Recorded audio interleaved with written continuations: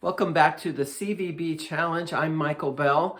In our quest to identify a Christ verse or passage in each of the 66 books of the Bible.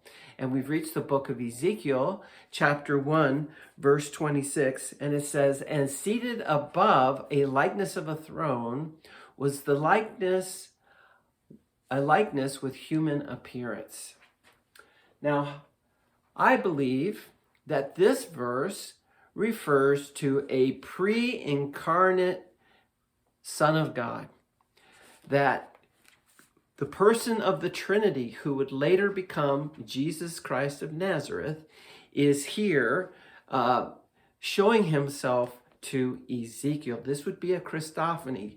Christ is not coming in the form of a burning bush like he did to Moses, but now he's showing himself to be in a human-like form, thus prophetically announcing his future incarnation. And this person, who's later described as having, from the appearance of his waist, I saw as it were gleaming metal, like the appearance of fire enclosed all around. And downward from what had the appearance of his waist, I saw as it were the appearance of fire, and there was brightness around him. Like the appearance of the bow that is in the cloud on the day of rain, so was the appearance of the brightness all around. So here, the Son of God is showing himself to be a glorious being, and very similar in description, I might add, to the risen Christ as he appears to John on the island of Patmos in Revelation chapter 1. A gleaming, glowing person who has a human appearance. I don't believe this is God the Father. I believe this is God the Son. And it's interesting, he keeps calling Ezekiel Son of Man, Son of Man, Son of Man, Son of Man throughout this book. And he does so, I think, in anticipation of his own incarnation, that he will one day have that title. He recognizes that at this moment, Ezekiel is a descendant of Adam and a human being, but he one day will wear that title and call himself Son of Man. In the meantime, in the book of Ezekiel, he acts as the tour guide and leads Ezekiel from place to place and from prophetic vision to prophetic vision. He gives him his call in chapter 2, telling him how unpopular his message will be. And he points him as a watchman for Israel, that he needs to announce this news, whether people receive it well or not. He uses an illustration to talk about the siege of Jerusalem in chapter 4.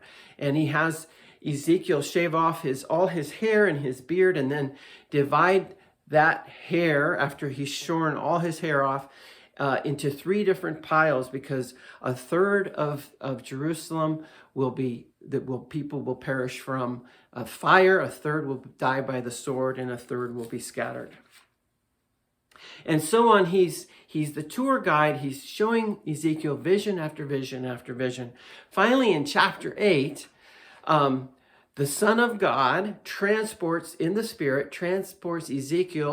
to Jerusalem, to the temple, to see the abominations that are going on there. And he takes him from place to place. And in this room, they are worshiping this foreign god. And he takes them to another. And here they're worshiping the sun. And here they're worshiping this goddess. And so on. And it's a horrible tour of what's going on in Jerusalem. Ezekiel has already been taken in one of the earlier waves of Nebuchadnezzar's invasion. He's already been taken to Babylon. And Jerusalem still stands. It's about to be destroyed in 586, so this is prior to 586. And rampant idolatry is taking place even in the very temple, in that very structure that was designed to worship the one and only true God. We see abomination after abomination after abomination. And Ezekiel is appalled when he sees what's really going on. Now, why would the Son of God, who would be the Messiah, who would become the incarnate Son of God in future years, why would this be of special interest to him, that there's idolatry in the temple? Well, because of his own role. Now, keep in mind, here in Ezekiel, he is called the likeness of one seated on the throne. And here he's representing the Father. And of course, he's very capable of representing the Father. He is the Son. He is God as well. And he can well represent his Father. And imagine, though, after his incarnation, he will still represent his Father and be described as a likeness or as an image. Colossians chapter 1, verse 15 says, he is the image of the invisible God. And then later on in 19, for in him all the fullness of God was pleased to dwell. Now, we have to understand that idols and images were abominable to God because, they were in the form of animals or in the form of certain goddesses or certain gods.